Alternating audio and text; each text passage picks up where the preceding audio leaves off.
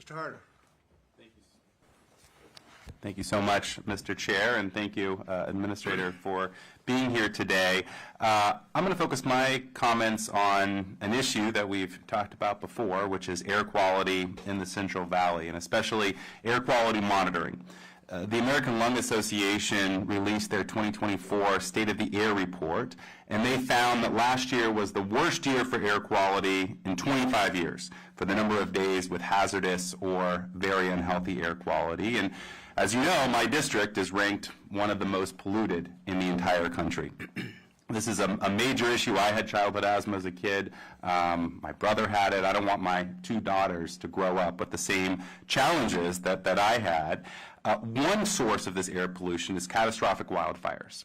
And as you know, Congress put together a bipartisan wildfire mitigation and management commission that came out with a report last year that highlighted some issues of what we can do to deal with air quality, and specifically air quality challenges coming from these wildfires.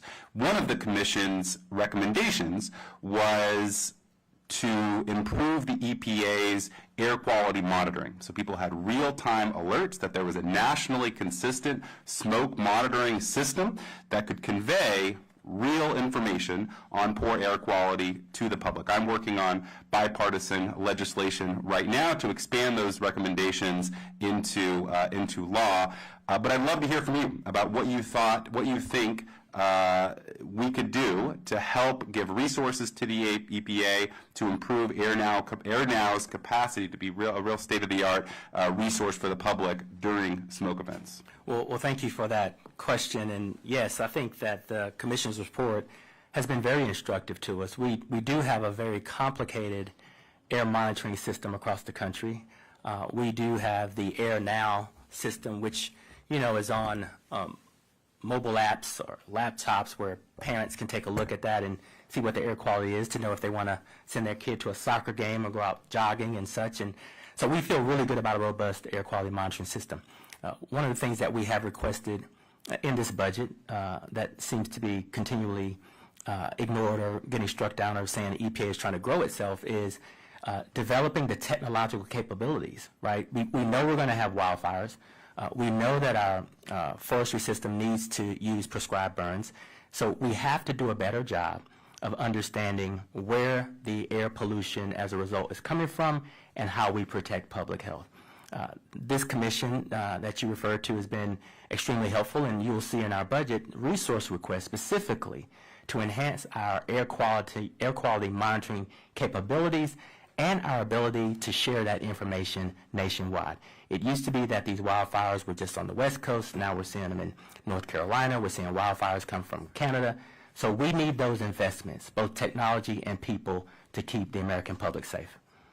Thank you. Well, I look forward to advocating for those resources to go to the EPA. I think it's absolutely imperative that we upgrade AirNow's capacity to be a real-time resource. I think it's great what the mobile app does today, but as the Commission highlighted, it's not enough. There's opportunities to improve, and I think EPA can be a real leader towards getting that real-time information directly to the public so folks can make informed decisions about when they go outside, where they go, and making sure they're keeping their kids safe. The second question that I wanted to focus on is, in my district, we have a national laboratory experimental test site known as Site 300. This was created many, many decades ago when it was all just a bunch of farmland around. Now there's been major residential development over the last few decades. In fact, my own home is just a few miles away from this experimental test site. And to protect some of the workers and nearby residents, EPA came out with and commented on the draft environmental impact study for Lawrence Livermore Lab to add air quality monitoring facilities, so folks had a good sense of some of the radiological constituents and criteria pollutants. Can you walk me through the timeline for implementing those air monitors? What is it actually necessary to make sure that they are procured and installed, so cities like Mountain House and Tracy have real information about what's going on in this experimental test site? Well, thank you for that question. And there are air monitors currently at that site. I do want to be clear that EPA is providing oversight over the Department of Energy's long-term investment and cleanup of the site. So they're in the driver's seat. We're in that advisory capacity. The timeline question and those next steps, I would say that DOE is in a better position to answer that question. That will follow up with them, but you did recommend, or the EPA Region 9 did recommend additional air quality monitoring facilities for the EIS that came out pretty recently. Do you have any sense of when that would happen, or that's a DOE? Yeah, I know that Secretary Granholm and I have a great working relationship. They have been very receptive to our recommendations. I'm quite certain that we're, as I understand it, working in full partnership.